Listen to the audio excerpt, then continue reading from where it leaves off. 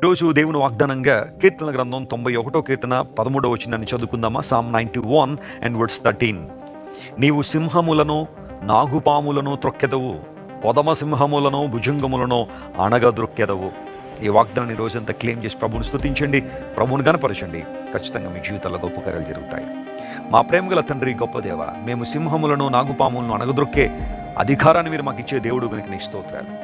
అపవాది మమ్మల్ని ఎన్నో రీతులుగా మోసగించాలని, నేను దూరం చేయాలని ప్రయత్నం చేస్తున్నప్పుడు నీ శక్తి, నీ బలం మాకు అనుగ్రహించబడడం వల్ల ప్రభువా, మేము ఎల్లప్పుడూ కూడా విజయ వీరులుగా ఉండాలని మీరు ఆశిస్తున్నారు. అందును బట్టి నీకు వందనాలు. ఈరోజు మా ప్రియులందరూ కూడా ఎంతమంది అయితే ఇంకా అణగదొక్కబడుతున్న పరిస్థితులు ఉన్నారో వారు లేవనైతే మహిమతో నింపండి. విజయముతో మేమందరం నింపబడడానికి నీవే కృప చూపించండి. ప్రభువా, స్వస్థత లేని వారికి స్వస్థ, విడుదల లేని వారికి విడుదల దయచేయండి. ఈ రోజంతట్లో నీ కృపను మా ప్రియుల పట్ల విస్తరించండి. యేసుక్రీస్తు నామం పేరిట అడిగి వేడుకొంచున్నాం తండ్రి.